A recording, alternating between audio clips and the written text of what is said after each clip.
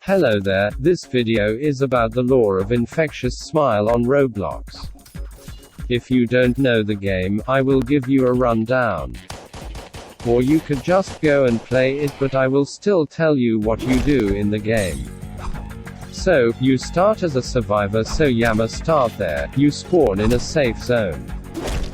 You can grab some weapons to fight your hostiles, the smilers can grab you, and unless you have a knife or gun or a mate to help you out, you're dead, even faster if they get you to an infecting light.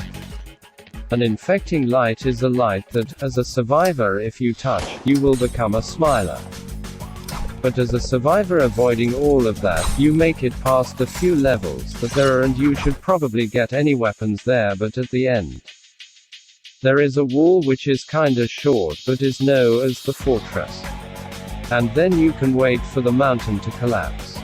Play it yourself if you want to know more about gameplay. Anyways, here is the lore part. There are 3 sections, maybe 4. The first section is explaining a gameplay mechanic but explaining the lore.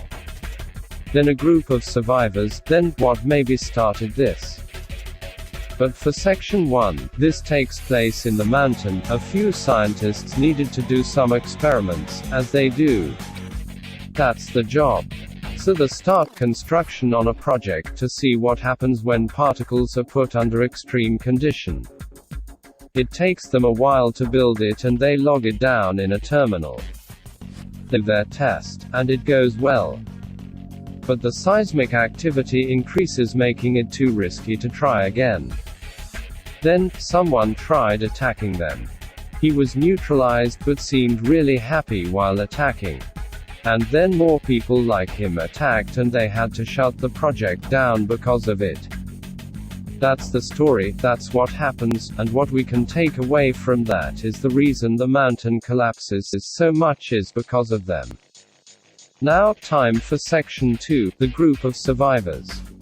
It's hard to see where this story starts or ends, but some people set up camps there, and they know of the smilers, they know to defend themselves from them. And there are a few people of interests, and the names are underlined. Sam and Tom are the only people that may mean something. Let's start with Tom here. As you can see by the note, he saw something on the back of a door that looks a lot like the one from Light Lab, an area we are gonna cover more later. He went insane after seeing that, but it never says what it was by insane. Possible first victims. I do not know that yet, considering everything else, I don't think so. And he is dead. After he went insane, he did die at some point or something like that. We can see that by the wall with a list of names on it.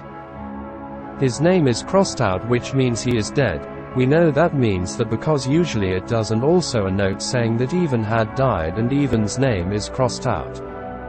On to our next dude that is named Sam. He is still alive, or we can assume so because his name is not crossed out. He is their technician, and they know the cameras are what doing it, and he looks into them and they are just cams. They just are, but he is still alive, so he could have done other things with his time, like make things that help fend off the smilers. Like, maybe, a depressing light. That is an orange light that kills any smilers that walk through it. And there is one of those lights at that location too, so that means it is possible. Including the fact that they may have found the swamp of sadness, that its waters unsmiler people. But there's no proof they even knew about that. So that's just a theory, a Roblox game theory. We are still not done. Theory, we are still not done. They left at some point in time, I don't know when. But a few areas they could have gone to is the crane area, that has more depressing lights, a drawing on the wall that says that they are like winning and the smilers are losing to them. They may have gone to more places, I can't tell. That other part's even more of a Roblox game theory, but they may have found the end, the fortress. There is a depressing light there after all. But no other proof. There is also a safe in the first room area, but it just has a Tommy gun and a note saying they didn't want to leave behind weapons. Also, the Tommy gun accuracy sucks so much. Every other gun is better than that one, even though it's the hardest to get. Section 3 time. Nothing left for section 2, so we move on to where it could have started.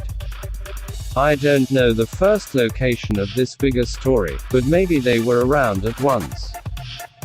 Now, there is this faction of researchers. I don't think these guys made the Tesla project, because they seem to be on the side of the smilers. They seem to have made the infecting light, or maybe, made Tom the first victims by putting the code on the door. That door looks a lot like the one from the Light Lab, which is also where the name kinda spells it out for you, Light Lab, infecting light. I think we found one of the starting places. There's even a researcher there, with some white light in a bottle. On the desk. He is behind some laser. There is a basement-like level, which the floor could be an infection light or a depressing light, depending when a button nearby is pressed. Maybe they made the depressing lights, but that wouldn't make much sense because that kills what they are helping. I do know they are not good people for the surveyors because of the lab level. They made a giant robot only humans can fight. We can see a researcher on the scene of that, maybe even a few. And with all that, I think we can say that those guys made the Smiler's infection, the Light Lab, the door, the lab. I think we can come to the conclusion. And that's about it. Like and sub if you like. Credits to him. He's my friend.